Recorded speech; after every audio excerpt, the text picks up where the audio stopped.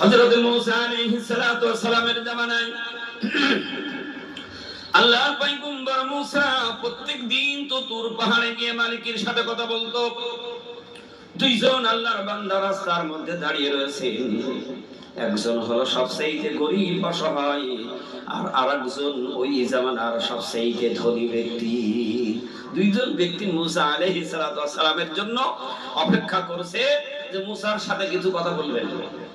আল্লাহর পয়গম্বর মূসা যখন আসলেন, তখন প্রথম ওই দরিদ্র মানুষটা বলছে, আল্লাহর পয়গম্বর মূসা, আমি কেমন তুমি তো জানো, আমার কোনো সম্পদ নেই, টাকা পয়সা নেই, সংসারটা আমার খুব কষ্টে চলে, খুব অভাব আমার। তো মূসা, তুমি যখন আমার আল্লাহর কাছে যাচ্ছ, আমার আল্লাহর কাছে আমার কথাটা একটু বলবে, আমার দুর্দশার কথাটা আমার আল্লাহকে একটু জানিয়ে দেবে। তার মানে তার উদ্দেশ্য যে আল্লাহ যেন আমার খবরটা নিয়ে আমার জন্য একটু কিছু আল্লাহ রহম করে, যেন আমাকে আল্লাহ যেন এই দুর্দশা থেকে, এই অভাব থেকে আল্লাহ যেন আমাকে কি করে দেয়, স্বচ্ছ করে দেয়। ধনী ব্যক্তিরা বলছে, আল্লাহর পয়গম্বর মূসা, আল্লাহ আমার এত সম্পদ দিয়েছে যা রক্ষণাবেক্ষণ করার মতো শক্তি আর আমার নেই। আচ্ছা বলুন, এরকম পাগল আছে যে সম্পদ কেউ কমাইতে চায়? বলছে, মূসা তুমি আমার আল্লাহকে বলে দিও, আল্লাহ যেন আমার সম্পদ কমিয়ে দেয়, কারণ সম্পদ শুধু বেড়েই চলছে, আমি আর রক্ষণাবেক্ষণ করতে পারিনি। কষ্ট হবে আপনাদের, রাগ করবেন না তো? আল্লাহর পয়গম্বর মূসা আলাইহিস সালাতু ওয়াস সালাম তুর পাহাড়ে চলে গিয়ে মালিকের সাথে দিদার করছে। আল্লাহর পয়গম্বর বলেন, আই আল্লাহ তাআলা, যখন আমি রওনা করেছি তোমার দুইজন বান্দা আমার কাছে দুটো ফরিয়াদ করেছে, দু রকমের। বলে কি রকমের ফরিয়াদ? প্রথম হত দরিদ্র গরিব মানুষ, অসহায় মানুষ, সে আমাকে বলেছে, আল্লাহর পয়গম্বর মূসা, আমার খুব অভাব অনটন, সংসার চলে না, এত কষ্ট আমার খবরটা আমার মালিক আল্লাহর কাছে পৌঁছাইয়ে দিও। আল্লাহ সুবহানাহু ওয়া তাআলা শোনার সাথে সাথে বললেন, ও আমার পয়গম্বর মূসা, তুমি ফিরে গিয়ে আমার ওই বান্দাকে বেশি বেশি করে আমার শুকরগুজারি করতে বলো। সে যেন বেশি বেশি করে আমার শুকরগুজারি করে। যে আল্লাহর শুকরগুজারি কি শুধু সুবহানাল্লাহ, আলহামদুলিল্লাহ, আল্লাহু আকবার, এর মধ্যে কিন্তু শুকরগুজারি না হয়। শুকরগুজারি হলো, আল্লাহ বলেন, ফাযকুরুনি আযকুরুকুম ওয়াশকুরুনি ওয়ালা তাকফুরুন। বান্দা, তুমি সর্বক্ষণ আমার স্মরণ রেখে যদি তুমি আমার শুকরগুজারি করো। আল্লাহ সুবহানাহু ওয়া তাআলা তাফসীরের মধ্যে বলেছেন, বান্দার শুকরগুজারি হলো যখনই আল্লাহর হুকুম এসে যাবে, সাথে সাথে ওই হুকুমের কাজটা মেনে নেওয়া, আল্লাহর নিষেধের কাজ থেকে বিরত থাকা, আর সর্বক্ষণ আল্লাহর শরণার্থে যদি ওই বান্দা বেশি বেশি করে শুকরিয়া করে, আল্লাহ বলেন, লা ইন শাকারতুম লা আযীদান্নাকুম, বান্দা শুকরিয়া আদায় করলেই আমি আল্লাহ ওই শুকরিয়াকে 2 গুণ বাড়িয়ে দেই। মূসা, তুমি আমার ওই বান্দাকে বেশি বেশি আমার শুকরগুজারি করতে বলো। শুকরগুজারি শুধু সুবহানাল্লাহ আলহামদুলিল্লাহ নয়, একটু পরে মুয়াজ্জিন ডাক দেবে, হাইয়া আলাস সালাত, এসো। এই আসলো যেই ব্যক্তি, ওই ব্যক্তি তো আল্লাহর শুকরগুজারি করলো। তার মানে হলো, বান্দা যখন নামাজের মধ্যে গিয়ে সিজদার মধ্যে কপাল লাগিয়ে দেয়, সুবহানা রাব্বিয়াল আলা, আল্লাহ তুমি আমার মুনিব আর আমি তোমার গোলাম, আমি তোমাকে ভুলি নাই, তোমার কাগজ নামক জমিনে না কার কপাল দিয়ে সই করে দিলাম, আমি তোমার বান্দা, আমি তোমাকে ভুলি নাই। তার মানে যে ব্যক্তি আল্লাহকে ভুলবে না, সে নামাজ দিয়ে থাকতে পারবে না। মুসা তার শুকরিয়া আদায় করতে বলো। আপনাদের কষ্ট হবে না তো? মুসা আলাইহিস সালাম বলেন, আল্লাহ সবচেয়ে ধনী ব্যক্তি আমার কাছে বলেছে, আপনি ওরে এত সম্পদ দিয়েছেন, সম্পদ তো বেড়েই চলেছে, কিন্তু আমাকে বলেছে আল্লাহ যেন আপনি তার সম্পদটা কমিয়ে দেন। সে সম্পদটাকে কমাইতে বলেছে। আল্লাহ সুবহানাহু ওয়া তাআলা বলেন, ও আমার পয়গম্বর, তুমি আমার ওই বান্দাকে বলে দিও, সে যেন আমার শুকরিয়া থেকে দূরে সরে যায়, সে যেন আমার না শুকরি করে। আল্লাহ বলেন, ইন্না আযাবি লাশাদীদ। আল্লাহু আকবার। আল্লাহ সুবহানাহু ওয়া তাআলা কালাম পাকের মধ্যে বলেন, যে ব্যক্তি আমার শুকরগুজারি করবে না, আমার প্রতি কুফরি করবে, আমাকে ভোট দেবে, আমার আইনের বিরুদ্ধে চলবে, আল্লাহ বলেন ইন্না আযাবি লাশাদীদ, তার জন্য শক্ত আযাবের ব্যবস্থা রয়েছে।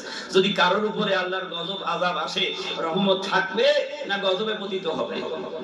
কথা বলতে হবে কিন্তু।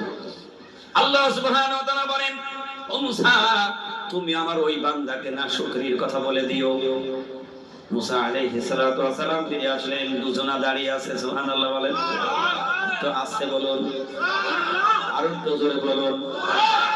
যত জোরে সুবহান বলবেন, এই সুবহানাল্লাহর আওয়াজ আল্লাহর আরশে আজিমে চলে যাবে। আর আল্লাহ খুশি হয়ে ফেরেশতারা ডাক দিয়ে বলবে, ও ফেরেশতা, দেখতো জমিনে কারা? সুবহানাল্লাহ বলুন। আল্লাহ বলবেন, দেখ এই দুপুরের সময় জালালাবাদ, দেখ ওই জমিনের মধ্যে কারা দুনিয়ার কাজকর্ম সব ছেড়ে দিয়েছে, ঘর বাড়ি সব ছেড়ে দিয়ে আজকে জমিনের মধ্যে বসেছে কারা? কারণ কেন আল্লাহ জিজ্ঞাসা করবেন?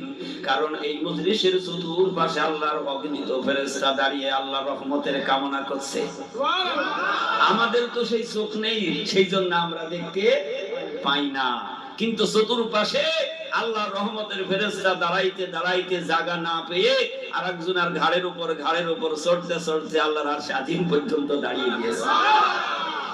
আল্লাহ সুবহানাহু ওয়া তাআলা এই দৃশ্য দেখে ডাক দেয়, এ আমার ফেরেশতা, তোদের অবস্থা কেন? ফেরেশতা নিজে বলেন, আল্লাহ তুমি তো ভালো জানো, জালালাবাদে একটা বলছি কোন মজলিসে তোমার বান্দাগুলি দুনিয়া সব ছেড়ে দিয়ে বসে গেছে, তোমার হামদ সানা পাঠ করেছে, সুবহানাল্লাহ আলহামদুলিল্লাহ বলছে, তোমার পয়গম্বরের প্রতি দরুদ ও সালাম পাঠ করছে। আল্লাহ তাদের মজলিসে তো আমরা উপস্থিত হয়ে গিয়েছি। আল্লাহ সেদিন বলবে, ফেরেশতারা, সেদিন না তোরা আমাকে বলে দিয়েছিলি যে কি প্রয়োজন আছে দুনিয়ায়, আপনি কেন আবার মানব জাতি সৃষ্টি করবেন? আমরাই তো যথেষ্ট। সেদিন আল্লাহ সুবহানাহু ওয়া তাআলা বলেছিলেন, ইন্নী আ'লামু মা লা তা'লামুন। আওয়াজ দিয়ে বলুন সুবহানাল্লাহ। আল্লাহ ফেরেশতারা তো ভাবে বলেছিলেন, এ আমার ফেরেশতারা, আমি আল্লাহ যা জানি তোরা তা জানিস না। সুবহানাল্লাহ বলেন। আল্লাহ ওই ফেরেশতাদেরকে জিজ্ঞেস করে, ফেরেশতারা, আজকে কেন তারা জমিনের মধ্যে আমার প্রশংসার জন্য বসে গেছে? ওই জালালাবাদের লোকগুলিকে আমি আল্লাহকে দেখেছে নাকি? দেখছেন কেন? আল্লাহ বলেন, তারা কি আমাকে দেখেছে নাকি? ফেরেশতা বলে, না দেখে নাই। বলে, কেন তারা জমিনের মধ্যে বসে গেল? আল্লাহ তোমার পাবার আশায়, তোমার জাহান্নামের ভয়ে। বলে, জাহান্নাম কি তারা দুনিয়ায় দেখেছে? আমরা কেউ জাহান্নাম দেখছি? দেখি নাই। আল্লাহ বলেন, তাহলে জাহান্নামের ভয় বুঝলাম, তাহলে কিসের আশায় বসলো? ফেরেশতারা সাক্ষী দেয়, রব্বুল আলামিন তোমার ওই বান্দাগুলি তারা পরপারে জান্নাত পাবার আশায় বসে গেছে। আল্লাহ সুবহানাহু ওয়া তাআলা বলেন, এই ফেরেশতারা, তোরা সাক্ষী থেকে যা, সত্যি আমার ওই বান্দাগুলির যেই প্রশংসা তোরা করলি, তোরা যা সাক্ষী দিলি, আমি আল্লাহ তোদের সাক্ষী রেখে দিলাম। আর আমি আল্লাহ ওই সকল উপস্থিত বান্দাদের তামাম জিন্দেগীর গুনাহগুলি মাফ করে দিলাম। আল্লাহ রাব্বুল আলামিন মুসাকে বলে দিলেন, মুসা যাও, তুমি ওই ধনী লোকটাকে বলবে না শুকরি করতে। মুসা ফিরে এসে খবর দিল, আল্লাহর পয়গম্বর এসে বলছেন, ও দরিদ্র মানুষের শোনো, আল্লাহ তোমাকে বেশি বেশি শুকরগুজারি করার কথা বলে দিয়েছেন। তুমি বেশি বেশি করে আল্লাহর শুকরগুজারি করবে। ধনী মানুষ বলে, মুসা তাহলে ওরে শুকরিয়া আদায় করার কথা বলেছেন, আল্লাহ কি আমার কোনো কাজের ডিউটি দিয়েছে নাকি? আল্লাহ পয়গম্বর মুসা বলেন, আল্লাহ সুবহানাহু ওয়া তাআলা বলে দিয়েছেন, বান্দা তুমি আল্লাহর নাশকরি করবে। কথা শোনার সাথে সাথে ওই বান্দার চোখ দিয়ে টপ টপ করে পানি পড়ছে। সুবহানাল্লাহ। যারা আল্লাহর প্রেম সাগরে ডুব দিয়েছেন তাদের জীবন দিতে রাজি, কিন্তু আল্লাহকে ছাড়তে রাজি নয়। যারা ঈমান এনেছে নিজের জীবন বিলিয়ে দিতে রাজি, কিন্তু কালেমা ছাড়তে রাজি নয়। আল্লাহর বান্দা কেঁদে ফেললেন, ডাক দিলেন, মুসা কি খবর তুমি আমার শোনাইলেন? মুসা, আমার আল্লাহর না শুকরিয়া আমি করতে পারবো না। আমার সম্পদ যা হয়েছে, আর যদি 1000 গুণ আমার সম্পদ বেড়ে যায় রে মুসা, তবু আমি আল্লাহর শুকরিয়া থেকে বিরত থাকতে পারি না। আওয়াজ দিয়ে বলুন সুবহানাল্লাহ। এই জন্য আরেকবার সকলে শুকরিয়া আদায় করি, বলি আলহামদুলিল্লাহ। আজকের এই দিনের জন্য এই মজলিসটা হলো সবচেয়ে বড় নিয়ামতের দিন। কথা বলো। কারণ এই মজলিসটার নাম আমার মুর্শিদ কি দিয়েছেন? ওরসে কুল মজলিস। সুবহানাল্লাহ বলি। ওরসে কুল মজলিস। ওরস মানে হলো খুশি, কুল মানে সকল পৃথিবীকে নিয়ে আল্লাহ সুবহানাহু ওয়া তাআলা কুল বলেছেন, অর্থাৎ সকল तमाम পৃথিবীর মধ্যে যত বিচারণশীল জীব আছে প্রত্যেকের জন্য খুশির মজলিস। কেন খুশির মজলিস হবে? কারণ এখানে আমরা আসি, আমরা যে মানুষগুলি এসেছি, খুশি তো আমাদের হওয়ার কথা, ওদের কেমনে খুশি হবে? কারণ আমরা এখানে বসবো, তাসবিহ তাহলিল করব, জিকির আজগার করব, নামাজ কালাম করব, লাভ তো আমাদের হবে। বাড়ি যাওয়ার সময় আল্লাহ চাইলে হালাল রুটি তাবারক খেয়ে যাব, তাহলে লাভ তো আমাদের। ওদের কিসের লাভ? কথা বলেন না, ওদের কিসের লাভ হবে? আর ওদের খুশি কেন হবে? আচ্ছা বলুন, এই মজলিসে আমরা 500 লোক আছি, মনে করেন দুজনের যদি আমরা খাইতে না দেই, সে খুশি হবে? বেজার হবে, কষ্ট পাবে, সারা জীবন সে যতদিন বেঁচে থাকবে ওই কথাটা মানুষের কাছে বলবে, আরে এত বড় যা ঠকাইছে আমারে। তাহলে সে খুশি হবে? আপনারা বলেন খুশি হবেন? তাহলে আমার মুর্শিদ হযরত মাওলানা সুফি তাজানগাছি রাহমাতুল্লাহ আলাইহি তিনি এই মজলিসটার নাম দিলেন খুশির মজলিস। কেন দিলেন? আল্লাহ সুবহানাহু ওয়া তাআলা কালাম পাকের মধ্যে সুন্দর করে পরিষ্কার করে শুনিয়ে দিচ্ছেন। কারণ আজানগাছি রাহমাতুল্লাহ আলাইহি তিনি আমাদের যা বলেছেন, এখনো যা বলছে, একটাও কালাম পাকের বাইরে নয়। সুবহানাল্লাহ, ভাগ্য হলো না। তিনি যা আমাদেরকে বলেছেন, গবেষণা করেছেন, কঠিন সাধনার মধ্য দিয়ে তিনি যা মানুষের মাঝে ব্যক্ত করেছেন, সব হলো মহাগ্রন্থ আল কোরআনের বাণী। আওয়াজ দিয়ে বলতে হবে সুবহানাল্লাহ। তিনি চিন্তা বিক্রি করে গবেষণা করে করে এই মজলিসটার নাম দিলেন সকলের খুশির মজলিস। তার কারণ আমার কামেল মুর্শিদ সর্বপ্রথম তিনি হাত উঠিয়েছেন আর দোয়ার মধ্যে ডাক দিয়েছেন, ইলাহি রহমত জিয়াদা করো কিয়ামত তক তামাম আলমের উপর। আয় আল্লাহ সুবহানাহু ওয়া তাআলা, এই যে একটা মহামূল্যবান দোয়া, আপনি तमाम পৃথিবী চিরনি অভিযান চালান, তারপরও এই রহমতের দোয়া কোন মজলিসে হয় না, একমাত্র হাক্কানি দরবার আজানগাছি রহমাতুল্লাহ আলাইহির দরবার। এই রহমতের দোয়ার কোন জায়গায় হয়? কথা বলেন না কেন? আপনারা রাগ করবেন না, বিভিন্ন তরিকার মানুষ, সিলসিলার মানুষ থাকতে পারেন, কিন্তু নিজেকে নিজে চিন্তা করতে হবে, গবেষণা করতে হবে যে জামানার মুজাদ্দিদ আরিফ বিল্লাহর বাদশা কেন এই দোয়া করেছেন। আল্লাহ সুবহানাহু ওয়া তাআলা বলেন, ওয়া রাহমাতি ওয়াসিয়াত কুল্লা শাই। আল্লাহ নিজে বলছেন, আমি গোটা পৃথিবীটা আমার রহমত দিয়ে বেষ্টন করে রেখেছি। আর আল্লাহর মনোনীত একজন বান্দা তিনি আল্লাহর কাছে ফরিয়াদ করেন, আল্লাহ তুমি রহমতটা বাড়িয়ে দাও, তুমি রহমত বাড়াও। কারণ প্রত্যেকের জিন্দেগীর জন্য আল্লাহ তোমার রহমতের প্রয়োজন রয়েছে। সুবহানাল্লাহ। এহ জগৎ, পরজগৎ, কবরের জগৎ, সব জায়গায় রহমতের দরকার হবে কার? আল্লাহ বেশি বেশি করে সেই দিনগুলোর কথা চিন্তা করতে বলেছেন। আমি কালাম পাকে আয়াতে কারিমা থেকে তেলাওয়াত করেছি। আল্লাহ রাব্বুল আলামিন বলেন, ইয়াউমা লা ইয়ানফাউ মালুন ওয়ালা বানুন ইল্লা মান আতাল্লাহা বিকলবিন সালিম। আমরা কেউ কথা বলবো না, কারণ আমরা এখানে কোরআন শুনতে এসেছি। কি শুনতে এসেছি? মেহেরবানি করে কেউ কথা বলবেন না, কারণ প্রয়োজন হলে ইশারায় উঠে গিয়ে বাইরে গিয়ে কথা বলবেন, যাতে ওই আওয়াজটা এখানে না আসে। কষ্ট পাবেন আপনারা? যদি কষ্ট পান শেষ করে দেন।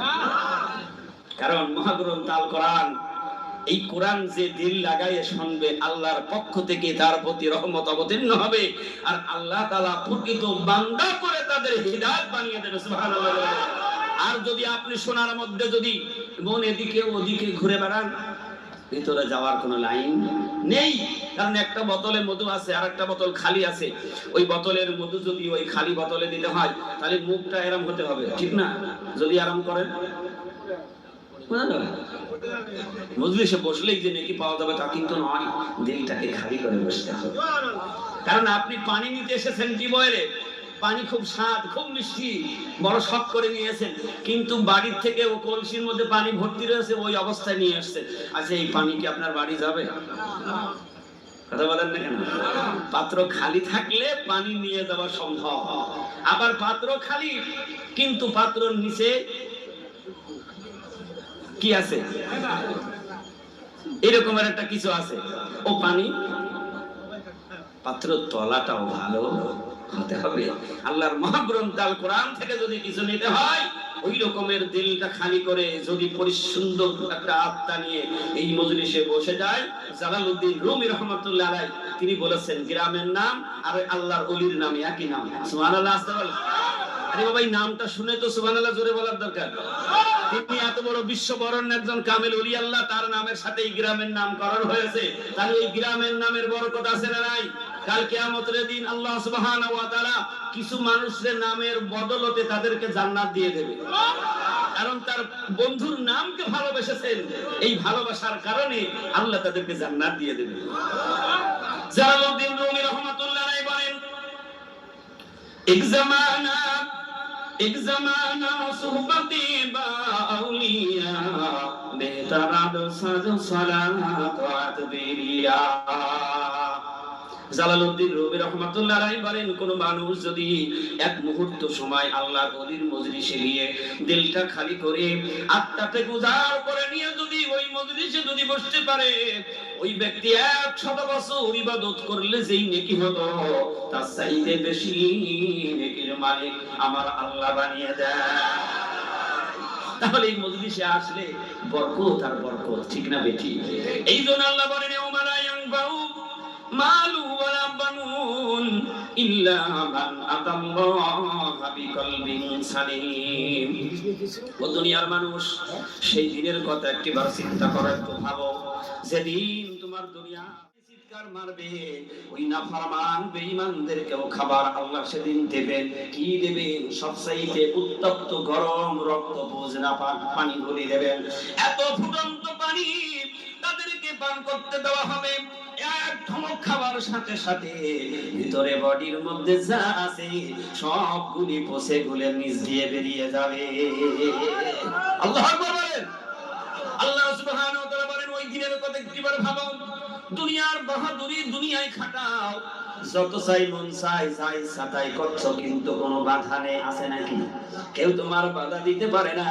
কিন্তু একটিবার চিন্তা করো, ফিকির করো, তোমার কাঁধের উপরে আল্লাহ ফেরেশতা নিযুক্ত করে রেখে দিয়েছেন। তুমি কোথায় কি করছো, কিভাবে চলছো, কিভাবে খানা খাচ্ছো, কিভাবে রোজগার করছো, কারে ঠকাইছো, কার বিরুদ্ধে কথা বলেছো, গীবত করেছো, মিথ্যা বলেছো, গালি দিয়েছো, কোন জায়গায় হাত দিয়ে চুরি করেছো, কোন চোখ দিয়ে তুমি নাফরমানি করেছো, পায়ে হেঁটে কোন খারাপ কাজে তুমি গিয়েছো, সবগুলি আল্লাহ সুবহানাহু ওয়া তাআলা সেদিন ক্যামেরা ঘুরিয়ে দেবেন, ওপেন করে দেবেন। বান্দা তুই নিজে দেখ দুনিয়ার সমাজে তুই কি কি কাজ করেছিস। আল্লাহ বুঝি পারবে না? এই মোবাইলের মধ্যে একটা ছোট চিপ আছে, আছে না নাই? একেবারে একটুখানি চিপ, এর মধ্যে এখন তামাম পৃথিবী ওর মধ্যে লুকিয়ে আছে। আপনি যে পৃথিবী দেখতে চাবেন শুধু একটু বলবেন, এসে পড়বে। কথা বলেন। আর এই দুনিয়ার এই সাধারণ একটা মানুষ যদি এত বড় কিছু নোট করে ওর মধ্যে রাখতে পারে, আরো ফেরেশতার বুঝি ক্ষমতা আল্লাহ দেয়নি? কথা বলেন না কেন? আমরা যারা এই মজলিসে এসেছি, আমাদের ছবি করছে ফেরেশতারা। সুবহানাল্লাহ বলো। ফেরেশতারা আমাদেরকে ছবি করছেন। কিয়ামতের দিন আল্লাহ দেখাবে, এর মধ্যে যারা আল্লাহর মনোনীত বান্দা বসে গিয়েছেন, তাদের ওসিলায় আমার মতো গুনাহগারের আল্লাহ সেদিন নাজাত দিয়ে দিতে পারে। ঠিক কিনা বলে বলো? তাহলে এই মজলিসটা খুশির মজলিস, যে কথা বলতে রেখেছি মনে আছে? আমার মুর্শিদ যে মজলিসটার খুশির কথা কেন বললেন? ইলাহি রহমত জিয়াদা করো তামাম আলমের উপর। কারণ এই মজলিসের সমস্ত রহমত বরকত সবার উপরে সওয়াব রিসানি করা হয়। সুবহানাল্লাহ বলবেন না? আর এইটার জন্য ওই কুল কায়নাতের কাছ থেকে কি হাদিয়া চাওয়া হয়? কথা বলেন না কেন? এই যে আমরা বলি যে বিনা পয়সার দরবার কেমনে হয়, একটু বিবেকটা খাটান। এই যে দোয়া করা হচ্ছে কুল কায়নাতের জন্য, রহমতের দোয়া, এর জন্য কোনো পয়সা আমার মুর্শিদ চাই না, আমরা চাবো। এই জন্য তো বলছে বিনা পয়সায় দিন ও দুনিয়ার শান্তি ও মঙ্গল, রূহানি তরক্কির উপায়। আল্লাহ কালাম পাকের মধ্যে সে কথা বলছে, তুমি দিনেরটা ভাবো, পরকালের জিন্দেগিটা ভাবো। আর ইল্লা মান আতাল্লাহা বিকলবিন সালিম, বিশুদ্ধ আত্মা তৈরি করো, নেক আমলের কাজ করো। সুবহানাল্লাহ বলবেন? হাক্কানি আঞ্জুমান আজান গাছী রাহমাতুল্লাহ আলাইহি তিনি তাই আমাদের মাঝে প্রতিষ্ঠা করেছেন। এই জন্য আমাদের হুকুম হলো আল্লাহর গোলামি করা। কার গোলামি করতে হবে? কিন্তু আল্লাহর গোলামির সাথে আরো কিছু আমাদের দুনিয়ায় করণীয় কিছু কাজ আল্লাহ দিয়েছেন, ঠিক না? আমি ঠিক, যেগুলো নামাজ নাই, রোজা নাই, সেগুলো করণীয় কাজ। হুকুম হলো কার? আল্লাহ পরিষ্কার করে সুন্দর করে বলছে। নারীদের ব্যাপারে আল্লাহ কিছু বলেছেন, তার রাসূল বয়ান করলেন। শেষ করে দেবো না? শেষ করে দেবো? সামনে টেনে নেবো, দড়ি বান্ধা নেই তো টানবো কি দি? আসুন না, যার যার সামনে জায়গা আছে মেহরবানি করে। আর এই মজলিসে একজন আর এবার উঠছে কেন, উঠছে কেন, বসেন বলেন, উঠে দেখলি তো সর্বনাশ। এই মজলিসে একজন আর একজনের জায়গা করে দেবে। আল্লাহ রাসূল কি বলেছেন জানেন? ওই ব্যক্তির জন্য আল্লাহ কাল কিয়ামতে জান্নাতের মধ্যে জায়গা করে দেবে। মজলিসে বসার পেছনে কত বরকত আর ফজিলত, একটু খেয়াল করে বসেন। বসেন, ক্যামেরার সামনে দিকেও যাবেন না, বসেন, এই ক্যামেরার সামনে দিয়ে হাঁটবেন না কেউ। আল্লাহ তাআলা সুবহানাহু ওয়া তাআলা তিনি তার রাসূল বলছেন যে এই মজলিসে বসার মধ্যে কত নেকি। আল্লাহর নবী বিশ্ব নবী বলেন, তিনি একদিন একটা মজলিসে আলোচনা করছেন, বয়ান করতে গিয়ে দেখছেন মজলিসের প্যান্ডেল যতখানি জায়গা, যতখানি সট বিছানো, যতখানি সব পরিপূর্ণ হয়ে গিয়েছে, আর জায়গা নেই।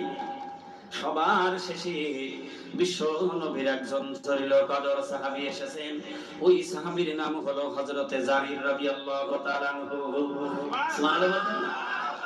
হযরতে জারির রাদিয়াল্লাহু তাআলা আনহু তিনি জায়গা পায় নাই, কোথায় বসবেন দেখছেন কোনো জায়গা নেই। মজলিসের এক কোণায় পাগলের মতো দাঁড়িয়ে রয়েছে। আল্লাহ রাসূল দেখলেন জারিরের বসার মতো কোনো ব্যবস্থা নাই, জায়গা নাই। নবীজির নিজের ঘাড়ের রুমালখানা জারিরের দিকে ফেলে দিয়ে ইশারা করে বললেন, জারির, তুমি আমার ওই রুমালখানা ওইখানে বিছাও আর ওর উপরে তুমি বসে যাও। সুবহানাল্লাহ বলেন। হযরতে জারির রাদিয়াল্লাহু তাআলা আনহু বিশ্ব নবীর রুমাল মুবারকখানা জড়িয়ে বুকের মধ্যে ভাঁজ করে নিয়ে জড়িয়ে ধরলেন, চোখের পানি ছেড়ে দিয়ে কেঁদে কেঁদে বলেন, কামা আকরামাকাল্লাহ, কামা আকরামতানি। বাবারে, এই মজলিসে বললাম জায়গা করে দিলি, আল্লাহ কাল কিয়ামতের মধ্যে জান্নাতে জায়গা করে দেবে। সুবহানাল্লাহ বলুন। বাবারা রাগ করো না, আপনারা যদি জায়গা করে দেন, পেছনের মানুষ যারা আসবে বসতে পারলে ওই নেকি আল্লাহ সুবহানাহু ওয়া তাআলা আপনাদের কাল কিয়ামতের দিন দেখাবে। কারণ এইটা তো বাকিতে কেউ দেখতে পাচ্ছে না, ঠিক কিনা জোরে বলুন। নগদ পারে কিন্তু মানুষ উপড়ে পড়ে। যদি এই গ্রামে ঘোষণা দেওয়া হতো, মসজিদের ইমাম সাহেব ডেকেছে, প্রত্যেকের হাফ কেজি করে খেজুর দেবে, রমজান মাস আসছে, আচ্ছা বলুন মাইকিং করা লাগতো, কানে কানে শুনলে পাগলের মতো দৌড়াতো, ঠিক কিনা জোরে বলুন। কারণ এইটা তো জমা থাকছে, দেখা যায় না, তো এই জন্য ওদিকে যেতে মন ঠিক মতো। কথাই বলে তো, ওই যে মুরব্বীরা বলে না, নগদ যাবো হাত পেতে নাও, বাকির খাতায় শুনবো, ঠিক কিনা জোরে বলুন। কিন্তু না, আল্লাহ সুবহানাহু ওয়া তাআলা আমাদেরকে সৃষ্টি করেছেন তার গোলামি করার জন্য। আল্লাহ কালাম পাকের মধ্যে বলেছেন, ওমা খালাকতুল জিন্না ওয়াল ইনসা ইল্লা লিয়াবুদুন। আল্লাহ বলেন, আমি জিন আর মানুষ বানাইছি তারা আমার গোলামি করবে, আমার হুকুম মানবে, তারা আমার গোলামি করবে, আমার প্রশংসা করবে। আল্লাহ সুবহানাহু ওয়া তাআলা বলেন, যারা আমার প্রশংসা করবে, আমার গুণগান করবে, আমার দিকে ধাবিত হবে, আমি আল্লাহ তো তাদের দিকে এগিয়ে যাব। সূরা বাকারার মধ্যে আল্লাহ বলেন, ফাযকুরুনি আযকুরকুম আশকুরুনি ওয়ালা তাকফুরুন। বান্দা যদি আমার স্মরণ করে, আমিও বান্দার স্মরণে রাখি। সুবহানাল্লাহ। বান্দা যদি কোন মজলিসে বসে আমার জিকির করে, আমি ওই বান্দা আমার মজলিসের মধ্যে তাদের জন্য মাগফিরাতের দোয়া করি। সুবহানাল্লাহ বলে বলুন। আল্লাহ সুবহানাহু ওয়া তাআলা বলেন, কোন বান্দা যদি আমার দিকে কনিষ্ঠ আঙ্গুলি পরিমাণ যদি আমার দিকে আগিয়ে আসে, আমি আল্লাহ সুবহানাহু ওয়া তাআলা ওই বান্দার দিকে এক হাত আগিয়ে যাই। আমার বান্দা যদি আমার দিকে হেঁটে আসে, আমি আল্লাহ সুবহানাহু ওয়া তাআলা আমার বান্দার দিকে আল্লাহ আমি দৌড়াইয়ে যাই। আমার বান্দা দুনিয়ার ছোট্ট মজলিসে বসে আমাকে স্মরণ করেছে, আর আমি আল্লাহ সুবহানাহু ওয়া তাআলা কোটি কোটি হাজার ফেরেশতার মজলিসে বসে আমার ওই বান্দার স্মরণ করি। আল্লাহু আকবার বলেন। এই জন্য এই মজলিস হলো অত্যন্ত দামি মজলিস, আর এই মজলিসে কি সবাই আসতে পারে? আল্লাহর নবী বিশ্ব নবীর কাছে সকলে আসতে পারে নাই, নবীজিকে সবাই চেনে নাই। এখনো কিন্তু সেই নবীর যুগ নেই, কিন্তু নবীর ওয়ারাসাতুল আম্বিয়ার যুগ নাই, নবীর যুগ। এ কথা আমার নয়, এ কথা কোনো পীরের নয়, এ কথা কোনো মুহাদ্দিস মুফতির নয়, এই কথা তো বলে দিয়েছেন আমার আল্লাহ। কিন্তু এটা আমাদের বোঝার ভুল, ঠিক কিনা বলুন? আল্লাহ নিজে বলে দিয়েছেন যুগের কথা, আবার ওই যুগে কারা থাকবে তাদের কথা। এটা আল্লাহ স্বয়ং কোরআন নাযিল করে সুন্দর করে বলে দিয়েছেন। এই জন্য প্রত্যেকটা জাতির হুকুম হলো, তুমি যদি কিছু সংশোধন হইতে চাও, তুমি যদি সোজা পথ পেতে চাও, তুমি যদি তোমার জীবনটাকে পরিশুদ্ধ করতে চাও, তাহলে তোমার কাজ হবে তুমি চোখ লাগাও কোরআনের কথায়। সমাধান চাও যদি জীবনে মরণে, ফিরে যাও খুঁজে নাও চোখ রাখো কোরআনে, তবেই পাবে সুখ শান্তির ঠিকানা, তবেই পাবে সুখ শান্তির ঠিকানা, মেনে যদি নাও তুমি মনে প্রাণে সমাধান। সমাধান চাও যদি জীবনে মরণে, ফিরে যাও খুঁজে নাও চোখ রাখো কোরআনে, ফিরে যাও খুঁজে নাও চোখ রাখো দরবারে। সকল সমস্যার সমাধানের কথা আল্লাহ সব কালাম পাকের মধ্যে খুলে খুলে পরিষ্কার করে বলে দিয়েছেন। যে কথাটা বললাম যে এক একটা যুগের কথা, এক একটা জামানার কথা সব আল্লাহ কালাম পাকের মধ্যে পরিষ্কার করে দিয়েছেন। আল্লাহ সুবহানাহু ওয়া তাআলা বলেন, মিনান নাবিয়্যিনা ওয়াস সিদ্দীকিনা ওয়াস শুহাদাই ওয়াস সালিহিন। সুবহানাল্লাহ। আল্লাহ পাক কালাম পাকের মধ্যে পরিষ্কার করে দিলেন, ও দুনিয়ার মানুষ, সব চাইতে শ্রেষ্ঠ যুগ হলো আমার নবীর যুগ। সুবহানাল্লাহ। কারণ আমার নবী হলো এক নম্বরে, যারে আমি সৃষ্টি না করলে তামাম পৃথিবী আসমান জমিন আমি আল্লাহ বানাইতাম না। তাহলে সেই নবী আল্লাহ পাক বলেন এক নম্বরে হলো আমার নবী। মিনান নাবিয়্যিন, নবীর যুগ, নবীর জামানা। ওই জামানায় যারা থাকবে তারা যদি দিন বুঝতে চায়, দিন যদি জানতে চায়, হিদায়াত ওয়ালা যদি হইতে চায়, তাহলে ওই জামানার মানুষ তাদের যাইতে হবে নবীর কাছে। আল্লাহ কালাম পাকের মধ্যে সুন্দর করে বলে দিলেন, আমার পয়গম্বরের বাদ দিয়ে তুমি যতই চিল্লাফাল্লা করো না কেন, যতই লাফালাফি করো না কেন, যত ইবাদত করাতে যাও না কেন, আমার পয়গম্বরকে বাদ দিয়ে তুমি আমি আল্লাহকে পাবা না। সে কথা আল্লাহ পরিষ্কার করে কালাম পাকের মধ্যে বলে দিয়েছেন, কুলিন কুনতুম তুহিব্বুনাল্লাহ ফাত্তাবিউনি ইউহিব্বুকুমুল্লাহ ওয়া ইয়াগফির লাকুম যুনুবাকুম আল্লাহু গফুরুর রহিম। সুবহানাল্লাহ। আল্লাহ পরিষ্কার করে জানিয়ে দিলেন, ও আমার পয়গম্বর নবী, তুমি নিজে ওদেরকে বলে দাও। সুবহানাল্লাহ বলেন।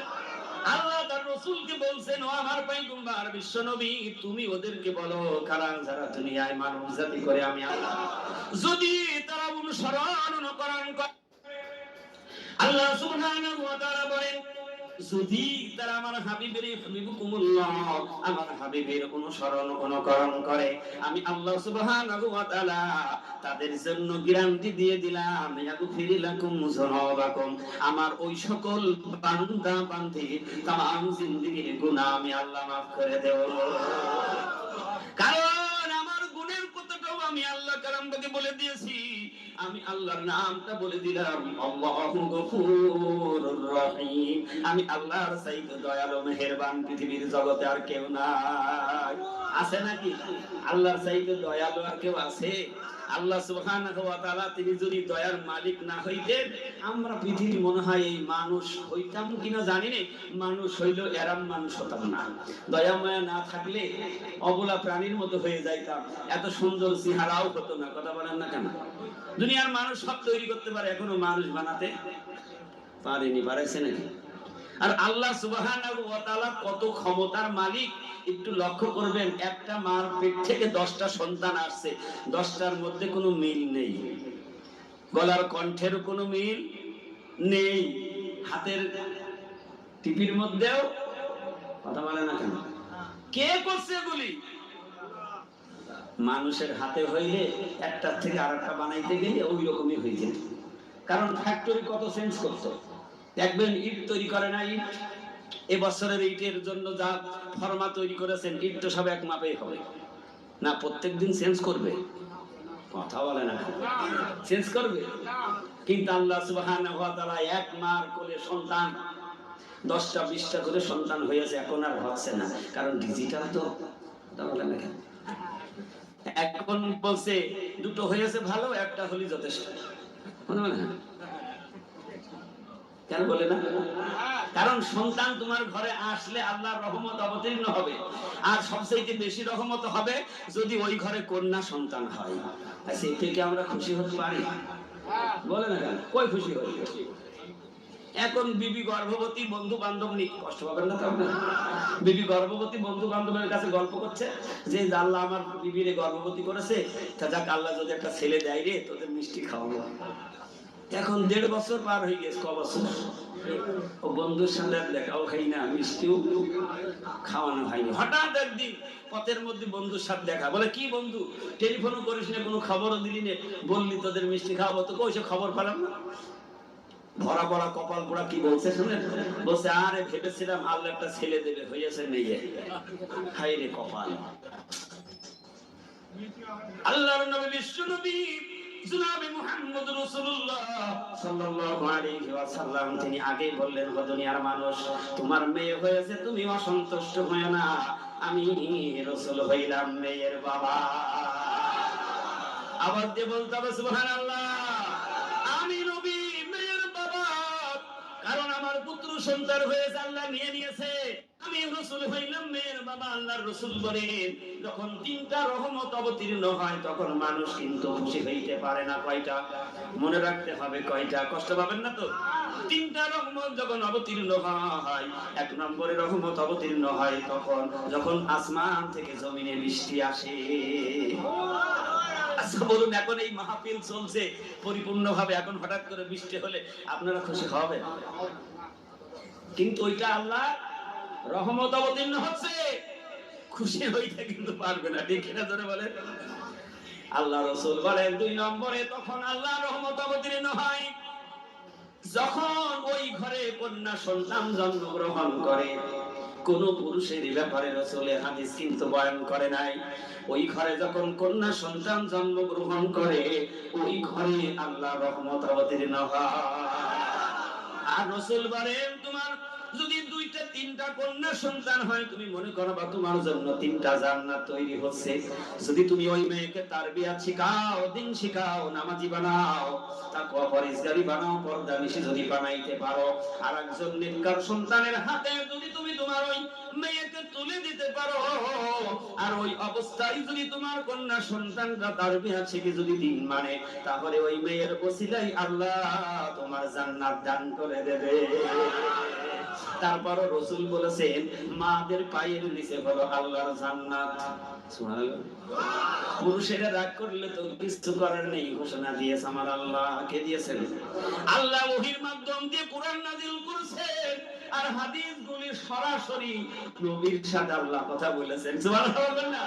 তাহলে কথা কিন্তু সবই আল্লাহর, হাদিসও আল্লাহর, কালাম পাকও আল্লাহর। কালাম পাক জিবরিলের মধ্য দিয়ে পৃথিবীতে অবতীর্ণ করে দিয়েছে, আর হাদিসগুলি সরাসরি আল্লাহ রাসূলের কাছে বলেছে। হাদিসের গুরুত্ব কম মনে করো না, কালাম পাকের মতো হাদিসের গুরুত্ব দিতে হবে, কারণ রাসূল যা বলেছে একটাও মিথ্যা, কোন উপন্যাস, নাটক, কোন কৌতুক রাসূল করে নাই। যা বলেছে কার কথা, এই গ্যারান্টি কে দিয়েছেন? কে দিয়েছেন? আল্লাহ মুখে দিয়েছেন না তার দলিল আছে? এখন এই বাড়িতে আপনি বসত করছেন, যতই আপনি পাকা ঘর বানান, আর যতই এই গ্রামের মাতুব্বার হন, ও যদি দলিল না থাকে ও বাড়িটা কথা বলে না কেন? দলিল রেকর্ড না থাকলে বেকার না? ও কোন মালিক এসে বলবে বেটা জমি কার সব 2 দিন না 3 দিন জোর করে, আর কয়দিন থাকবে? সাথ দেখবে যে আর কত খোটা শুনবো, যা বাড়ি ঘর ফেলে দিয়েছে, ওই দরকার হয় রেল লাইনের পাশে ওই সরকারি জায়গায় থাকি। আল্লাহর দলিল না হলে মানুষ দলিলই মানছে না, মানছে কথা বলেন না কেন? মানুষ কি কোরআনের দলিল এখন মানছে? দুনিয়ার আবার মানুষের কথা কিন্তু মানে। দেখবেন ডাক্তারের কাছে গেলে, কষ্ট পাইলেন না আপনার আমার আপনজন, ডাক্তারের কাছে গিয়েছেন, টেস্ট করেছেন, বলছে বেটা তো সুগার হয়েছে, তুই আর মিষ্টি খাবি না, মিষ্টি হালাল না। কথা বলেন না? কিন্তু ডাক্তার আর বলছে না যে তুই বাড়ি যাই হারাম খাস না, কথা বলেছে। ডাক্তার কি বললো, তুই বাঁচবি দুনিয়ায় দুদিন না 2 মিনিট বাঁচবি, তুই আর মিষ্টি চিনি খাবি না। ডাক্তারের কথায় ভয়তে আর চিনি খাই না, চিনি কি হালাল, আর তার রুজি রুটি হলো হারাম। রুজি রুটি কি? এই হারামের কথা কে বলেছে? আল্লাহ। আওয়াজ দিয়ে বলো না সুবহানাল্লাহ। বলছে বেটা গরুর গোশত আর খাবি না, তোর হার্টের প্রবলেম, গরুর গোশত হালাল না। কথা বলেন না কেন? আরে ডাক্তার বলল তুই বেঁচে যাবি, ক মিনিট বাঁচবেন। ইমাম রাজি রাহমাতুল্লাহ আলাইহি তিনি বলেছেন, যে ব্যক্তি 60 বছর দুনিয়ায় বাঁচলো, আখিরাতের জিন্দেগির তুলনায় ওই ব্যক্তি 2 মিনিট থেকে গেল। আল্লাহু আকবার বলেন। তাহলে 2 মিনিটের জন্য ডাক্তারের কথা শুনলাম, আল্লাহর কথা শুনলাম না। তাহলে আল্লাহর দলিল দিয়েছেন কালাম পাকের মধ্যে। রাসূলকে আল্লাহ ডাক দিয়ে বলছেন, ইয়া আইয়ুহার রাসূল কুলু মিনাত তাইয়্যিবাতি ওয়া আমালু সালিহা। হে রাসূল, আগে হালাল খাও, তারপরে আমলে সালেহ করো। সুবহানাল্লাহ বলেন।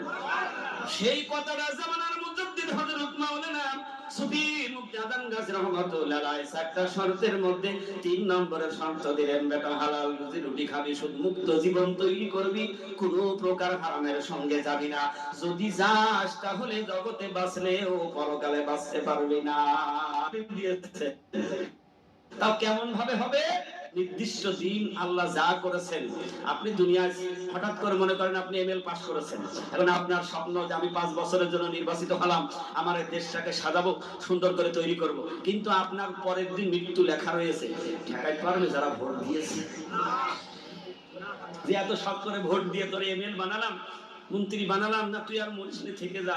সবাই যদি এমনকি এমএল মন্ত্রীর পেছনে পুলিশ বাহিনী ঘোরে, ঘোরে কি ঘোরে না, ও রাইফেল খাড়া করে যদি বলে আয় আর গুলি করবো, শুনবে তো? দেখতে তো পারবে না কোন ফাঁক দিয়েছে, ফুটুস করে গুলিটা বের করে দেবে। রাইফেলের মধ্যে সবচেয়ে দামি জিনিস হলো গুলি, তাই তো? গুলি বেরিয়ে গেলেও রাইফেলের কোনো মূল্য আছে? আমি আপনি সেই একটা মানুষ, আমার আপনার ভিতরে একটা গুলিতে সবকিছু করছে, ওইটা বেরিয়ে গেলে আর নাম বলবে না, জনগণ সবাই বলবে লাশের মাটি হবে কখন। তার মানে ভিতরে গুলি নেই, আমার বাহাদুরি আর নেই। এখন আমি হয়ে যাব কি? মনে করতে হবে কি হব? আরে বাবা মুখ দিয়ে বললি তো লাভ, কি হয়ে যাব? এই লাশ সবাই একদিন হবো কি হবো না, সেই আয়াত আমি পড়েছি, আল্লাহ বলছে সেই দিনের কথা ভাবো, চিন্তা করো। তাহলে ডাক্তার বললো 2 মিনিট বাঁচবিতে খাবি নে, আর আল্লাহ বলছে ওই জগতে যদি বাঁচতে চাস খবরদার হারামে মুখ লাগাবি নে, হারামে হয় ব্যারাম, আর হালাল যদি হয় ওইটা নিয়ামত। সূরাতুল শিফা, সূরাতুল কানজ, সুবহানাল্লাহ বলবেন না? এরকমের 22টা আল্লাহ সূরা ফাতিহার দিয়েছে, এর মধ্যে সূরাতুল শিফা বলা হচ্ছে। এই সূরাতুল শিফা মানে রোগ মুক্তি সূরা। ইমাম সাহেবের কাছে, মুয়াজ্জিনের কাছে মানুষ তেলার পানি নিয়ে যায়, কিছু হলে হুজুর একটু ফু দিলেন তো, গোপন কথাটা বলে দিই, ইমাম সাহেবের কাছে যাক আর না যাক, এই গোপন কাজ হলো সূরাতুল ফাতিহা। সুবহানাল্লাহ বলেন। আল্লাহ রাসূল বলেছেন দুরারোগ্য ওষুধে ভালো হয় না, ডাক্তারও ভালো করতে পারে না। প্রত্যেকদিন ফজরের নামাজ পড়ে যদি কেউ 40 বার সূরা ফাতিহা তেলাওয়াত করে, আর পানির উপরে যদি ফু লাগায় পানি সেবন করে, আল্লাহ রাসূল বলেন দুরারোগ্য ব্যাধি ওই ব্যক্তির ভালো হয়ে যাবে। আর ডাক্তারে বলল এই খাবি ও খাবি, 3-4 রকমের বড়ি খাবি, খেয়ে মরবি। একটা রোগের একটা ওষুধ খেলে আর 5টা রোগ তৈরি হয়। আর আল্লাহ বলছে আমার কাছে আয়, আমি আল্লাহ তোরে এমন ভালো করে দেব যা দুনিয়ার ডাক্তার বুঝতে পারবে না কি হয়েছে। সুবহানাল্লাহ জোরে বলো। হাক্কার আব্দুল আযান গাছী রাহমাতুল্লাহ আলাইহির দরবারে এরকমের হাজার কোটি কোটি নিয়ামত রয়ে গিয়েছে। কালকে একজন আযান গাছীর রহমাতুল্লাহ আলাইহির জন্মভূমিতে একজন এমএল, তিনি একটা কথা বলেছেন, কথাটা শুনে আমার খুব খুশি। একজনের পেটে হয়েছে আলসার ঘা। কি হয়েছে? আলসার। আরে নিয়ামতের ব্যাপারে কি রয়েছে? ওই ব্যক্তি ডাক্তারের ওষুধ খেয়ে ভালো হয় না, পেটের ব্যথায় পেট দুমড়িয়ে বসে থাকে। কোন এক পীর ভাই তাকে বলেছে তুই দরবারে চল, ওইখানে মুর্শিদের দরবারে ওই আলুর কুরমা হয়, ওই তাবারুক একটু খাবি, মনে হয় ভালো হয়ে যেতে পারে। এখন কথা আছে, যখন যার কোনো জিনিস হারিয়ে যায় ও কিন্তু খুব তালাশ করে, করে কি করে না? ওই মুরব্বীরা বলে না যে প্লেট হারিয়ে দিয়েছে, কলসির মধ্যে হাত যাচ্ছে। আচ্ছা, কলসির মধ্যে প্লেট যায়? কথা বলে না কেন? কলসি চেনেন না আপনারা? এখন আর চেনবে না মানুষ, কারণ আগে কলসের ব্যবহার ছিল। আমার মায়েরা ঘাটে যাইতো পানি আনতে, ঠিক কিনা ধরে বলো? সেটা এখন আর আছে? একটা গ্রামে একটা কুয়ায় একটা মহল্লার মানুষ পানি খেত, কলস দড়ি দিয়ে নামিয়ে ওর মধ্যে কলসে পানি ভর্তি করে নিয়ে এসে খাবার খাতো, গোসল করতো, সেটা দিয়ে রান্না হতো। আর এখন সুইচ দিলে যেখানে পানি, বাথরুমে পানি, ঘরে পানি, বেসিনে পানি। কিন্তু ওই রহমতের, ওই বরকতের পানি আর পাওয়া, কথা বলে না কেন? আপনি এখন যত ডিজিটাল পানি খান না কেন, পানির আয়রন, দুদিন কাপড় চোপড় ধুলি লাল হয়ে যাচ্ছে। আর ওই পানিতে কোনো আয়রন, কথাগুলো বোঝেন আছে। আল্লাহ সুবহানাহু ওয়া তাআলা বললেন, তুমি হালাল খাবে, তোমার রোগ সব সেরে যাবে। ওই ব্যক্তি ওই কথা, লোকের কথা মতো তিনি বাগবানি আসলেন, মুর্শিদ দরবারে মজলিস হচ্ছে, দেখলেন, একটু তাবাররুক খেলেন, মনে মনে বলছে, আল্লাহ, এই বলি আল্লাহর দরবারের খাবার খাইলে যদি আমার পেটের ব্যথা ভালো হয়ে যায়, তুমি মালিক পারো আমার পেটের ব্যথাটা ভালো করে দাও। ওই ব্যক্তি শুধু আলুর কুরমা খেয়ে গেল, আর তার পেটের আলসার ভালো হয়ে গেল। সুবহানাল্লাহ বলবেন না? এই জন্য জামানার মুজাদ্দিদ কেন খুশির মজলিস বলেছেন? এই মজলিসে আসলে যদি বাবার কোলের কেউ আসে, ডিম না থাকলেও পাড়ার কাছে যায়, বুয়াটা ডিম দে তো ভাই। এখন আসছে শ্বশুরের কুলের, ঘরে নেই তো দেবো কান্তি, তুমি বাজার করে দিও নাকি? ঠিক না বেঠি? কিন্তু আল্লাহ রাব্বুল আলামিন বলেন, যখন কোন বাড়ি মেহমান অবতীর্ণ করে, ওই বাড়ি আল্লাহর রহমত অবতীর্ণ হয়। এই জন্য আমার আপনার পিতা হযরত ইব্রাহিম আলাইহিস সালাতু ওয়াস সালাম মেহমান বাড়ি না পাইলে সে বেলা খানা খাইতো না। সুবহানাল্লাহ বলেন। মেহমান যদি না পাইতেন তিনি খানায় মুখ লাগাতো না। যখনই মেহমান আসবে, মেহমান দিয়ে খানা খাবে। এই অবস্থায় একদিন, দুই দিন, তিন দিন করতে করতে 7 দিন কেটে গেছে। আল্লাহর খলিল ইব্রাহিমের বাড়ি কোনো মেহমান আসে না, খানাও খায় না। আল্লাহ সুবহানাহু ওয়া তাআলা তিনি লক্ষ্য করে দেখলেন, আমার ভাই গম্বার মেহমান পাই না, খানা খাই না, কোনো আত্মীয় আর যায় না। কি করবেন? নবী তো অসুস্থ হয়ে যাবে, শরীর দুর্বল হয়ে যাবে। কারণ প্রত্যেকের এই দেহটা সতেজ রাখতে হলে তার প্রয়োজন হলো খাবার খাওয়া। আর আল্লাহ সুবহানাহু ওয়া তাআলা বলেন, যেই ব্যক্তি হালাল খানা খাবে তার বডিটা পবিত্র, আর ওই পবিত্র আত্মা নিয়ে যখন আমি মালিক আল্লাহর কাছে দোয়া করবে, নামাজ পড়বে, ওয়াজিফা করবে, রোজা করবে, যাকাত দেবে, দান সদকা করবে, হালাল টাকা দিয়ে হজ করবে, আমি আল্লাহ ওইটা বিফলে দেব না। আমি আল্লাহ সুবহানাহু ওয়া তাআলা সাথে সাথে কবুল করে নেব। ও যখনই দোয়া করবে তখন তার দোয়াটাও কবুল হয়ে যাবে। কারণ হালাল রুজি খাইলে তার জবানটা মুস্তাজাব দাওয়া হয়ে যায়। সুবহানাল্লাহ বলবেন না? আল্লাহ রাব্বুল আলামিন জিবরিলকে জানতে বলো, জিবরিল যা যা আমার বন্ধু ইব্রাহিম, সে আমার প্রতি কত ভালোবাসা, কত তার বিশ্বাস, কিন্তু আজকে 7 দিন অনাহারে। সুবহানাল্লাহ, 7 দিন অনাহারে। জিবরিল জান্নাত থেকে কিছু আঙ্গুর নিয়ে নে। সুবহানাল্লাহ বলবেন না? কিছু আঙ্গুর নে, কারণ মেহমানের বাড়ি যাইতে হলে কিছু নিয়ে যাইতে হয়, মেহমান খুশি হয়, ঠিক কিনা বলেন? এটা হলো নবীদের সুন্নাত। খালি হাতে কারোর বাড়ি রাসূল যায় নাই। যা আমার আরো 2 জন ফেরেশতা সাথে করে নিয়ে যা। সুবহানাল্লাহ বলেন। হাতে খাবারের প্যাকেট নিয়ে ইব্রাহিম আলাইহিস সালাতু ওয়াস সালামের বাড়ি উপস্থিত হয়ে গিয়েছেন। খুশি, এত বড় খুশি যে আমার বাড়ি আজকে মেহমান আসছে, মেহমানের নিয়ে সাথে করে খানা খাবো। 7 দিনের খানা খাওয়া ক্ষুধা আছে না? প্লেটে খানা সব ভাগ করে দিয়েছেন, মেহমানরা হাত নাড়ছে, ইব্রাহিম তো ওদিকে চাই না, ইব্রাহিমের সামনের প্লেট নিয়ে খানা খাওয়া শুরু করে দিয়েছেন। লক্ষ্য করে না, কারণ আল্লাহর বন্ধুরা আমাদের মতো বানরের মতো এত ছটফট করে না। আমরা এক জায়গায় বসলে একবার এদিকে, একবার ওদিকে, একবার ওদিকে, মানে অস্থিরতা, মানে জানের মধ্যে কথা বলে না। ইব্রাহিম আলাইহিস সালাম খেয়ে পিরায় ক্ষুধা মিটে গিয়েছে, লক্ষ্য করেনি। হঠাৎ ডাকছেন, উদাস হাত দিয়ে নাড়ে, কিন্তু মুখে তোলে না, খাই না। সর্বনাশ, মেহমান কি রাগ করলো নাকি? কি ব্যাপার? বলে, কি ব্যাপার আপনারা খানা খান না, তার কারণটা কি? আল্লাহর ফেরেশতা জিবরিল ডাক দেব, বলে, ও আল্লাহর বন্ধু পয়গম্বর, আমার আপনার জন্য পাঠিয়েছে, আমার সাথে দুইজন ফেরেশতা এসে গেছে। তুমি কি জানো নাকি আমরা দুনিয়ার কোনো মানুষ নই, আমি হইলাম জিবরিল ফেরেশতা। আল্লাহর বন্ধু তুমি শান্তি মনাহারে, কারণ তুমি যেহেতু আল্লাহর বন্ধু সেই জন্য আল্লাহর সহ্য হয় নাই। আমার বন্ধু না খেয়ে থাকবে, যা তোরা জান্নাত থেকে আজকে ওই আঙ্গুর নিয়ে চলে যা, আমার মেহমানের বাড়ি চলে যা। সুবহানাল্লাহ। আল্লাহ তার বন্ধুদের প্রতি সর্বক্ষণ রাজি আর খুশি। যে কথা আগে বলেছি, আল্লাহ তাআলা এক একটা জামানার এক এক বন্ধুর কথা কোরআনের মধ্যে পরিষ্কার করে বলেছেন। এক নম্বরের কথা এতক্ষণ পর্যন্ত চলছে, সেই এক নম্বরের কথা হলো মিনান নাবিয়িন। দ্বিতীয় লাইনের কথা হলো সিদ্দিকিন। সুবহানাল্লাহ। এই কথা হলো কার?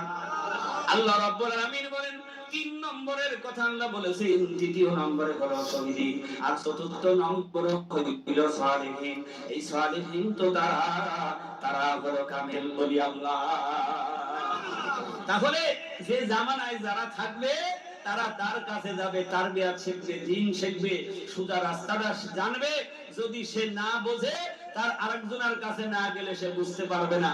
আর এ পর্যন্ত নিজে কেউ আত্মশুদ্ধি অর্জন করতে পারে নাই। পয়গম্বরদের পেছনেও আল্লাহ ফেরেশতা দিয়ে দিক নির্দেশনা দিয়ে দিয়েছেন, আর যেটা ফেরেশতা দিয়ে করে নাই সেটা স্বয়ং আল্লাহ সুবহানাহু ওয়া তাআলা ওইটাকে ব্যবস্থা করে দিয়েছেন। সুবহানাল্লাহ। এই জন্য জালালউদ্দিন রুমি রাহমাতুল্লাহ আলাইহি তিনি বলেছেন, সুহবতে সালিকুনা সুহবতে তালিকুনা তালিকুনা, সৎসঙ্গে স্বর্গবাস আর অসৎ সঙ্গে হয় সর্বনাশ। সুবহানাল্লাহ বলবেন না? এই জন্য দুনিয়ার মানুষ যদি ভালো মানুষের হও, ভালো মানুষের কাছে চলে যাও। বর্তমান জামানায় ভালো মানুষ, শ্রেষ্ঠ মানুষ হইল কামেল ওলি আল্লাহ। তারা না আছে দুনিয়ার পেছনে, না আছে তারা মানুষের মধ্যে শান শওকত আরামের মধ্যে, না আছে তারা গাড়ি বানাবার মধ্যে, না আছে তারা বাড়ি নিয়ে পাগলের মধ্যে। তারা একমাত্র পাগল হইল মাওলা পাকের পাগল। কষ্ট পাচ্ছেন আপনারা? আল্লাহ সুবহানাহু ওয়া তাআলা এই জন্য বলেছেন, কালাম পাকের মধ্যে সুন্দর করে বলে দিয়েছে, আর যারা আমার কোরআনের কাছে আসবে তারাই কোরআন থেকে মুজিজা পেয়ে যাবে, কোরআন থেকে নেকি পেয়ে যাবে, ফজিলত পেয়ে যাবে। যে আসবে সে কোরআন থেকে ফিরে যাবে না। এই বাণী সকলের নয়, শুধু মুমিনের, যারাই চলবে মেনে ফল পাবে কোরআনে। এ বাণী সকলের নয়, শুধু মুমিনের, যারাই চলবে মেনে ফল পাবে কোরআনে। দিনে বলো কি বারাতুনি বলো, দিনে বলো কি বারাতুনি বলো, অশান্তি দূর করে শান্তি আনে সমাধান চাও যদি জীবনে মরণে, ফিরে যাও খুঁজে নাও চোখ রাখো কোরআনে, ফিরে যাও খুঁজে নাও হাক্কানি দরবারে। সুবহানাল্লাহ বলে। তার অনেক দরবার হলো কোরআনের দরবার, কারণ এখানে যা আদেশ যা নিষেধ হচ্ছে সব। এটা কথাও তো আল্লাহ রাসূল নিজে বলে নাই, বলেছিল নাকি? সেদিন আল্লাহ গ্যারান্টি দিয়েছিলেন দুনিয়ার মানুষের কাছে, ও দুনিয়ার মানুষ, তোমরা মনে করো আমার রাসূল মনে হয় তোমাদের মাঝে তার নিজের কোন স্বার্থের কথা মনে হয় তোমাদের মাঝে বলে, নিজে মনে হয় দুনিয়ায় বাহাদুরি জমিদারি শান শওকতের জন্য কিছু কথা বলে। তোমরা মনে করো মনে হয় এই দুনিয়ায় রাষ্ট্রের মালিক হওয়ার জন্য বলে, না দুনিয়ার প্রেসিডেন্ট হওয়ার জন্য বলে। আল্লাহ সুবহানাহু ওয়া তাআলা বলেন, না না না না, আমার নবী বিশ্ব নবী তোমাদের মাঝে যা বলছে, কিয়ামত পর্যন্ত যদি আমার পয়গম্বর থাকে তাও আমি আল্লাহর কথা বলবেন। আল্লাহ সুবহানাহু ওয়া তাআলা গ্যারান্টি দিলেন, ওয়ালা ইয়ানতিকু আনিল হাওয়া ইন হুয়া ইল্লা ওয়াহিয়ুন ইউহা। আমার নবী বিশ্ব নবী তোমাদের মাঝে যা বলেছে সব আমি আল্লাহর পাঠানো ওহির কথা। আমার নবী বিশ্ব নবী যদি তার নিজের কথা যদি কালাম পাকের মধ্যে যদি ভেজাল করে করে ও দুনিয়ার মানুষ তোমাদেরকে কিছু শোনাবার চেষ্টা করে, তো আল্লাহ বলেন, ওয়ালা তাকাওয়ালা আলাইনা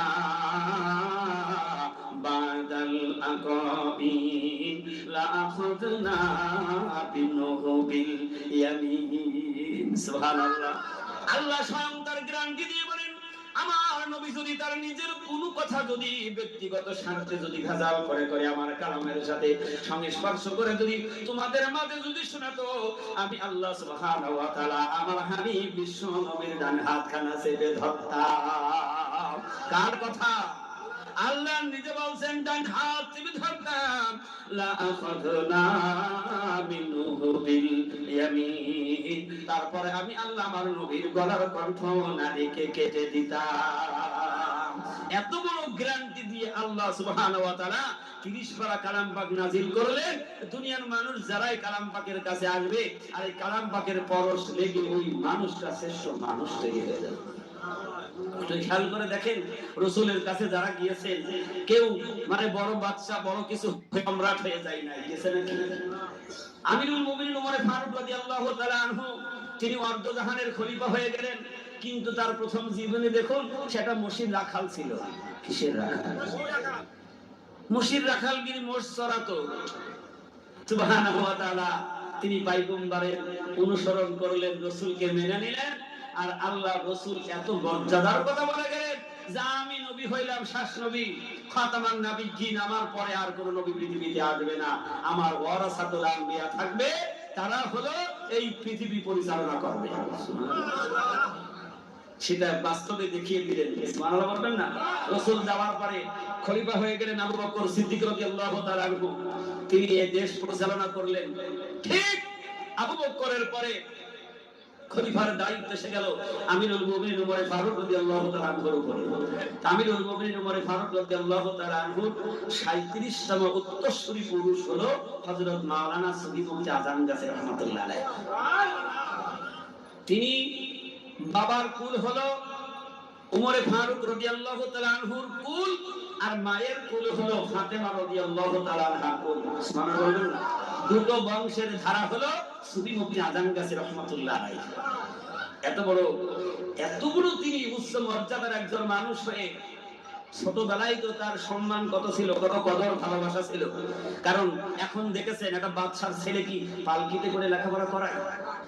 সুফি মুফতি আজম গাছী রাহমাতুল্লাহ আলাইহি যখন ক্লাস করেছেন তখন পালকিতে করে নিয়ে গিয়েছেন, মাটিতে নামতে দেয়নি, পালকিতে করে নিয়ে বাড়ি দিয়েছেন। আরে সেই এত দামি মানুষটা তিনি বড় একজন আলেম হলেন, মুহাদ্দিস হয়ে গেলেন। বাবা আবার দেখলেন আমার সন্তানের শুধু এই জ্ঞান অর্জন করালে হবে না, তার আধ্যাত্মিক ইলমের দরকার আছে। সুবহানাল্লাহ। আধ্যাত্মিক ইলমের প্রয়োজন রয়েছে। তাই তিনি কি করলেন, সর্বপ্রথম একজন কামিল ওলি আল্লাহর কাছে ভর্তি করে দিলেন। সুবহানাল্লাহ। সেই কামিল ওলি আল্লাহ কারা? আল্লাহ চতুর্থ নম্বরে বলেছেন ওয়াকুনু মা'আস সাদিকিন, তারা এক নম্বরে আমার সত্যবাদী এবং সালিহিন মুত্তাকি খোদাভীরু। আল্লাহ কালাম পাকের অন্য জায়গায় তাদের ব্যাপারে আরো পরিষ্কার করে শুনিয়ে দিয়েছেন। আলা ইন্না আউলিয়া আল্লাহি লা খাউফুন আলাইহিম ওয়া লা হুম ইয়াহজানুন। আল্লাহ বলেন ও দুনিয়ার মানুষ, নিশ্চয় আমার বন্ধু যারা আউলিয়া যারা, লা খাউফুন আলাইহিম ওয়া লা হুম ইয়াহজানুন, তাদের কোনো ভয় নেই, ডর নেই, তাদের কোনো চিন্তা নেই, কোনো পেরেশানিতে তারা পড়বে না। সুবহানাল্লাহ বলেন। আল্লাহ তাদের ব্যাপারে বলছেন তারা কারা? আল্লাযীনা আমানু ওয়া কানু ইয়াত্তাকুন। ওই সকল ওলি আল্লাহর হলো তারা একের ঈমানদার। সুবহানাল্লাহ বলবেন না? এক নম্বরের ঈমানদার এবং তারা তাকওয়া পরহেজগারি অবলম্বনকারী। আল্লাহ সুবহানাহু ওয়া তাআলা বলেন লাহুমুল বুশরা ফিল হায়াতিদ দুনিয়া ওয়া ফিল আখিরাহ লা তাবদীলা লিকালিমাতিল্লাহ যালিকা হুয়াল ফাওজুল আযীম। আল্লাহ রাব্বুল আলামিন বলেন আমার ওই সকল বন্ধু তারা না চাই দুনিয়া, না চাই শান শওকত, না চাই তারা ঘরবাড়ি বিল্ডিং বাড়াখানা, তাদের একমাত্র কাজ হলো আমি মাওলা পাকের গোলাম হওয়া। এই জন্য কামিল ওলি আল্লাহ বলেছেন বুজুর্গি কি नहीं हमको जरूरत गुलाम अपना बना हमको खुदाया। ওলি আল্লাহর তামান্না, আল্লাহ আমি দুনিয়ার তো বাদশাহী চাই না, দুনিয়ার শান শওকত ঘর বাড়ি বিল্ডিং বাড়াখানা তো আমার আশা নাই। কারণ কেন আশা করে তো কোনো লাভ হবে না, দুনিয়ার ঘর বাড়ি জায়গা জমিন সব ফেলে পরপারে চলে যেতে হবে, না নিয়ে যাইতে পারবেন। আপনি যতই সুন্দর চাকচিক্য করে ঘর বানান, ও ঘর কিন্তু আমার আপনার নয়, ও ঘর থেকে চলে যেতে হবে। বাপ দাদার পূর্বপুরুষ যারাই ছিল সব চলে গেল, আশা কি নিয়ে গেল তারা? পাগল মন আমার তুমি কার লাগিয়া করলা রে বাড়ি ঘর, পাগল মন আমার তুমি কার লাগিয়া করলা রে সুখের ঘর। উপর তলায় বাতি জ্বলে,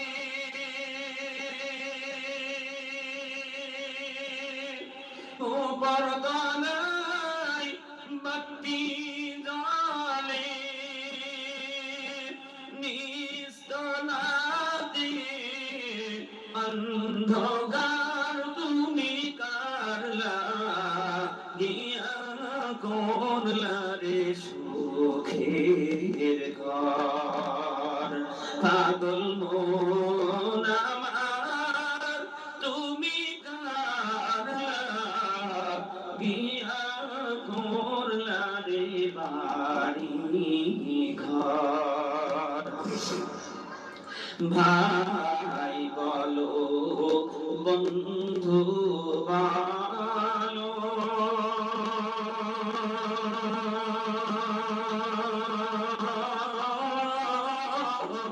কেউ নয় যে আপন তোমার। ভাই বলো বন্ধু বলো,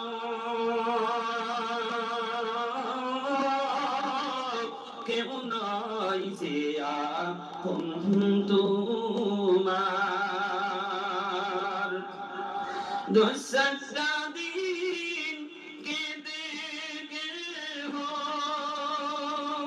দুই চারটা দিন কেঁদে গেহ, রাগবে না তো খোঁজ খবর তুমি কার লাগিয়া করলা রে সুখের ঘর, পাগল মন আমার তুমি কার লাগিয়া করলা রে বাড়ি ঘর। উপর তলায় বাতি জ্বলে, নিস্তলাতে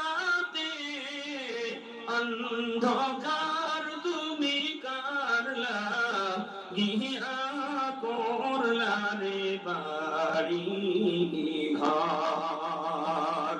হাক্কানি দরুদ শরীফ। আল্লাহুম্মা সাল্লি ওয়া সাল্লিম আলা রাসূলিল কারীম। মানুষের আল্লাহ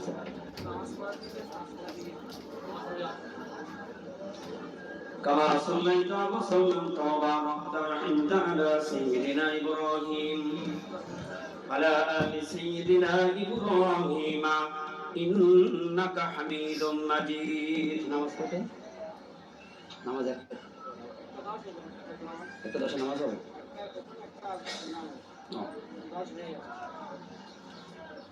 আপনারা রাগ করছেন, কষ্ট পেয়েছেন? কারণ আজকের এই মজলিস অত্যন্ত দামি মজলিস, ঠিক না বেঠিক? কারণ এই দুনিয়া আমি আপনি চিরস্থায়ী কেউ থাকবো না। এই জন্য আল্লাহ বলছেন সেই দিনের কথা ভালো, তোমার দুনিয়ার কোন সম্পদ তোমার কাজে লাগবে না। আমার আজকের আলোচনার আয়াত হলো ইয়াউমা লা ইয়ানফাউ মালু ওয়ালা বানুন। কারণ তুমি দুনিয়ার কোন সম্পদ তো নিয়ে যাইতে পারবা না।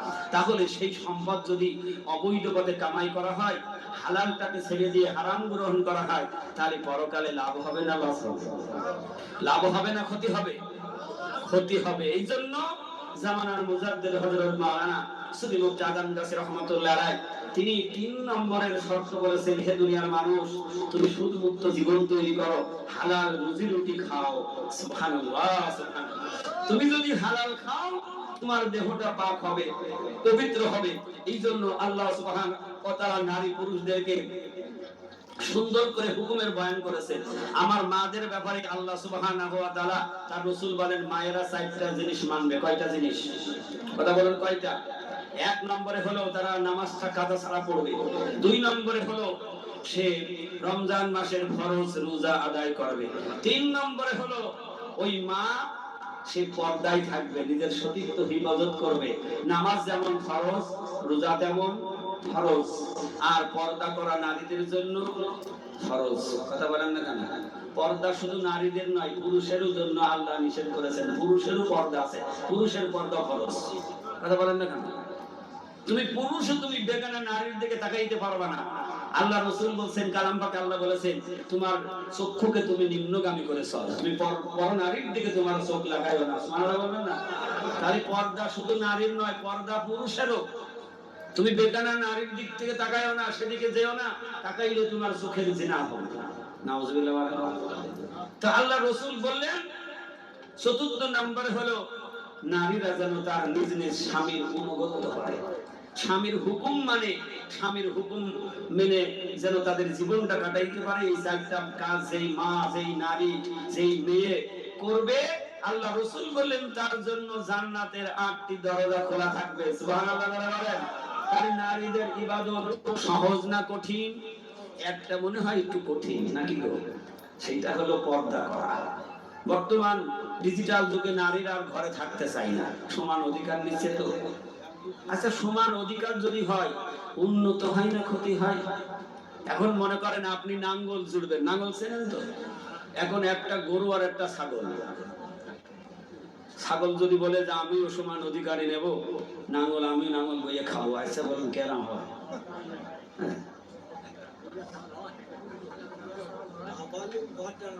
তাহলে আল্লাহ বলছে, রুজি রুটি কামাই করার জন্য পুরুষ আমি তোমাকে জমিনে ছড়িয়ে যাওয়ার কথা বলেছি, নামাজ আদায় করে আমার জমিনে ছড়িয়ে পড়ো।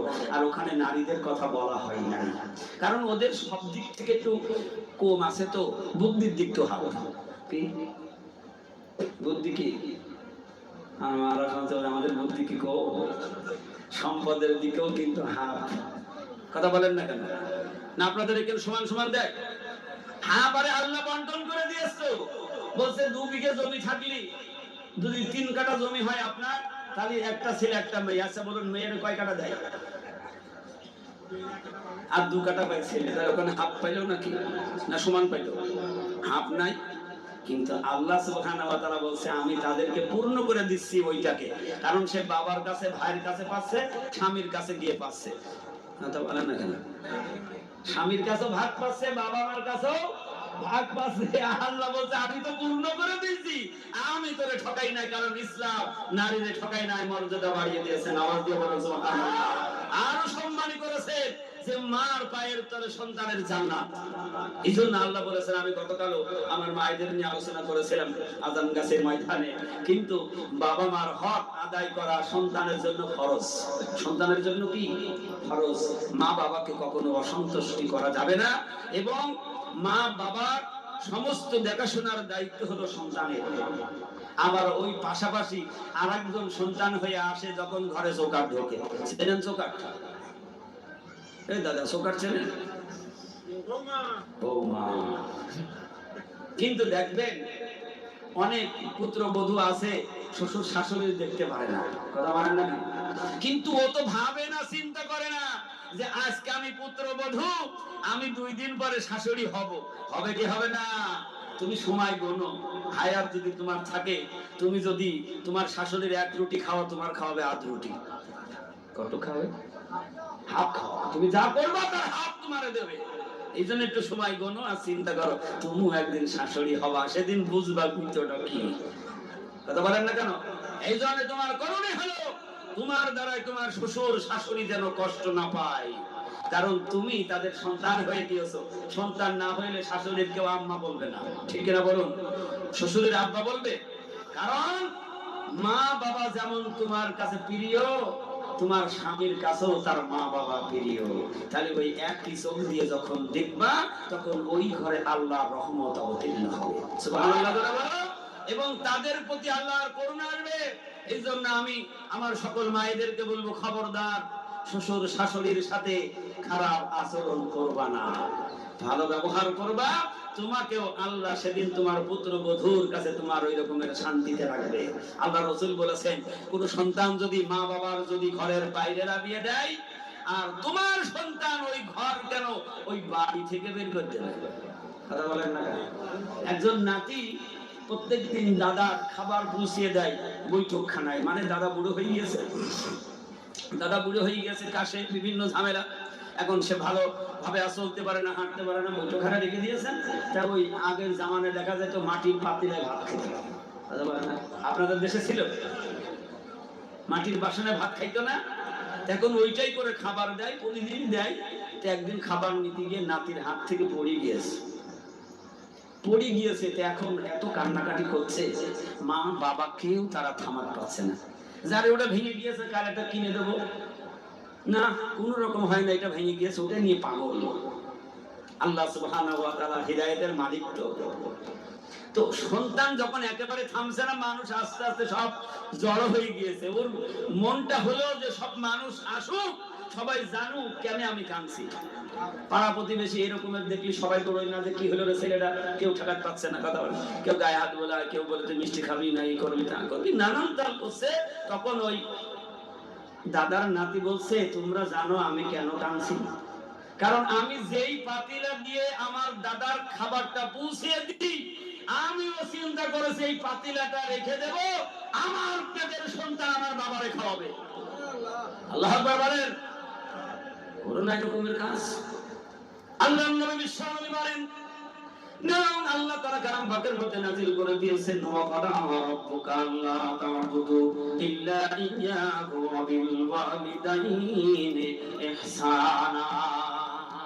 মা বাবার প্রতি ভালো ব্যবহার করো, ভালো সৎ আচরণ করো।